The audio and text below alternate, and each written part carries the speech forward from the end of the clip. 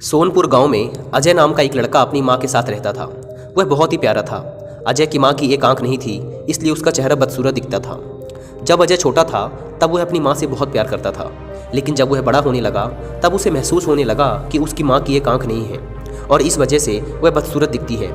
इस बात से उसे शर्म आने लगी, इसलिए अजय अपनी मां के साथ बाहर नहीं जाता था और अपने साथ भी कहीं लेकर नहीं जाता था। उसे लगता था कि अगर वह अपनी मां को साथ में लेकर जाएगा तो उसके दोस्त उसका मजाक बनाएंगे। इस वजह से वह अपनी मां को भला बुरा कहता था। तुम्हारी एक आंख नहीं है, तुम्हारी शक्ल अच्छी नहीं है, मेरे दोस्तों की मां कितनी खूबसूरत है, तुम मेरी मां नहीं हो सकती। ऐसा कहकर वह अपनी मां का दिल दुखा देता था। अजय की मां बेचारी अपने बेटे की बातें सुनकर और उसकी सोच देखकर बहुत दुखी हो जाती थी। अपने बेटे की ऐसी बातें सुनकर मां का दिल बैठ जाता था। ऐसे ही एक दिन अजय अपना टिफिन लिए बगैर ही स्कूल चला जाता है। तो अजय दिन भर भूखा ना रहे, इसलिए अजय की मां टिफिन लेकर उसके स्कूल जाती है। अचानक अपनी मां को स्कूल में देखकर अजय को अपने दोस्तों के सामने बेइज्जती महसूस होती है और उसे अपनी मां पर बहुत गुस्सा आता है। फिर वह घर आकर अपनी मां को गुस्से से बोलता है, माँ, मैंने कितनी बार कहा है कि मेरी स्कूल मत आया करो, तुम क्यों आई स्कूल में? तुम्हारी वजह से मेरी कितनी बेइज्जती हो गई, सब दोस्त मेरा मजाक उड़ा रहे होंगे। इस बेइज्जती से तो भूखा रहना ही अच्छा था। फिर अजय की माँ बोलती है, मुझे माफ़ कर दो बेटा, मैं फिर कभी तुम्हारे दोस्तों के सामने नहीं आऊँगी।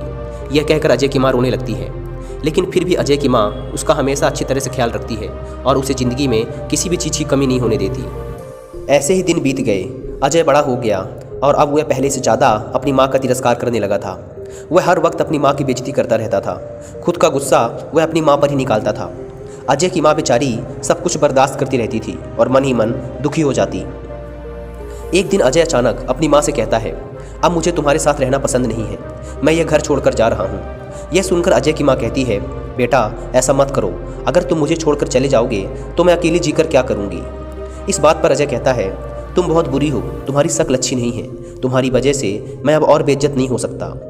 माँ के लाख रोकने पर भी अजय नहीं रुका और घर छोड़कर चला जाता है।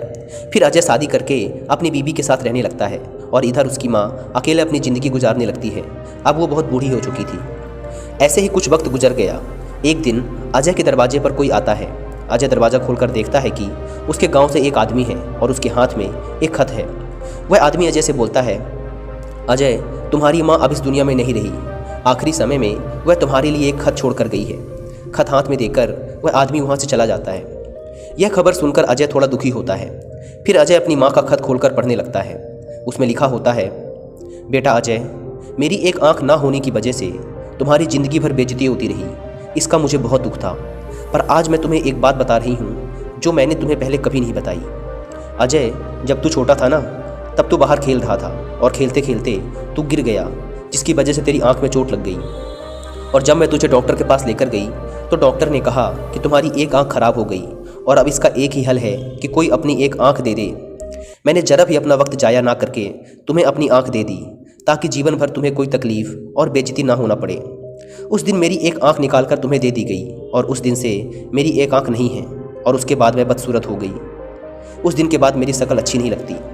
बेटा, मैं तुम्हें एक बात बताना चाहती हूँ कि माँ बदसूरत और अंधी हो सकती है, लेकिन माँ कभी बुरी नहीं हो सकती। यह बात समझते ही अजय फूट फूट कर रोने लगा। उसके प्रायश्चित की कोई सीमा ना रही। अजय को अपनी माँ से मिलने की बड़ी तमन्ना हो रही थी। वह अपनी माँ से दिल से माफ़ी मांगना चाहता था, लेकिन अब बहुत देर हो चुकी थी। वह ज़िंदगी भर इस बात से पछताता रहा कि काश वह अपनी माँ से एक बार मिल पाता, दो प्यार भरे शब्द बोल पाता, जिसे सुनने के लिए उसकी माँ के कान ज़िंदगी भर तरसते रहे।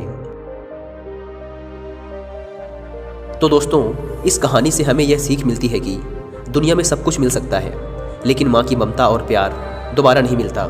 चाहे कुछ भी हो जाए, कितनी भी कठिन परिस्थितियाँ क्यों ना आए, अपनी माँ को खुद से अलग नहीं करना चाहिए।